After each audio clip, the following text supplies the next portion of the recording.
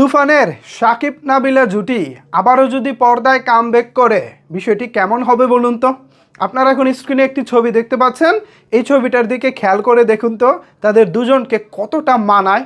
দুজনের যে eye contact, দুজনের যে বোঝাপড়া, দুজনের যে কেমিস্ট্রি, এটা সিনেমার পর্দা হোক কিংবা অন স্টেজ কোনো একটা প্রোগ্রামে হোক, সবখানেই যেন তারা এক কথায় দাপিয়ে বেড়াচ্ছেন। রিসেন্ট টাইমে শাকিব খান আবুল খায়ের গ্রুপের একটি ঘরোয়া প্রোগ্রামে অ্যাটেন্ড করেছিলেন। সেই প্রোগ্রামের উপস্থাপক ছিলেন নাবিলা। সেখানে তাদেরকে এক কথায় প্রাণবন্ত এবং স্বতঃস্ফূর্ত লেগেছে। দুজনকে দেখে একেবারেই মনে হয়নি তারা প্রায় 1-1.5 বছর পর কোনো একটা প্রোগ্রামে গিয়েছেন। 1-1.5 বছর পর বলতে আমি বোঝাচ্ছি, তুফান তো রিলিজ হয়ে গেছে অলমোস্ট প্রায় 1.5 বছরের উপরে হয়ে গেছে।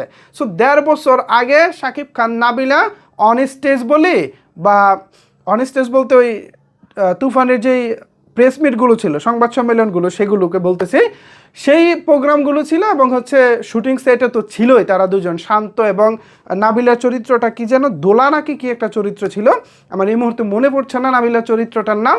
সো শান্ত এবং দোলা বা শান্ত এবং নাবিলা মানে শাকিব খান এবং নাবিলা তারা দুজন কিন্তু চমৎকার অভিনয় করেছিলেন।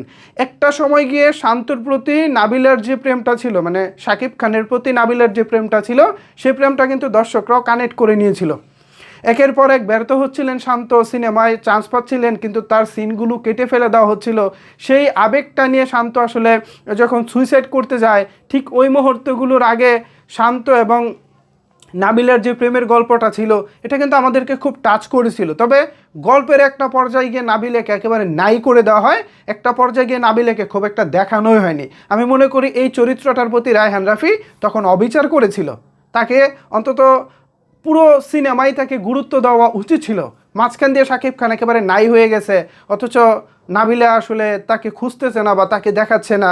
মানে একটা আছে না যে আমার প্রিয় মানুষটা হারিয়ে গেছে, তাকে কোথাও পাচ্ছি না, এই যে তার শোকে কাতর হয়ে যাওয়া অথবা তাকে খুঁজে বেড়ানো, এই যে বিষয়গুলো গল্পের সঙ্গে কানেক্ট রাখা, এটা আসলে রাফি নাবিলার সঙ্গে করেনি। নাবিলাকে এক কথায় তিনি কাটেল করে একেবারে ওই শান্ত চরিত্রটা যেমন ছিল, তার বিভিন্ন চরিত্রটাকে খুব একটা গুরুত্ব দেওয়া হতো না। সো নাবিলের চরিত্রটাকেও তুফানে ওইভাবে গুরুত্ব দেওয়া হয়নি বা তাকে ওইভাবে রাখা হয়নি যে মানে শেষ পর্যন্ত। একেবারে শেষে গিয়ে আবার গানের আগে লাগে উড়াদুরা গানের আগে তাকে নেওয়া হয়েছিল। তো আমাদের তো একটা আক্ষেপ আছে, তাকে পুরো সিনেমাতে আমরা ওইভাবে পাই নাই শান্ত নাবিলা জুটিকে। সো ভিউয়ার্স, কেমন হয় শাকিব খান নাবিলা জুটি আবারও যদি কামব্যাক করে? জানাতে পারেন আপনার মতামত নিচের কমেন্টস বক্সে। ধন্যবাদ সবাইকে এতক্ষণ আমার সাথে থাকার জন্য।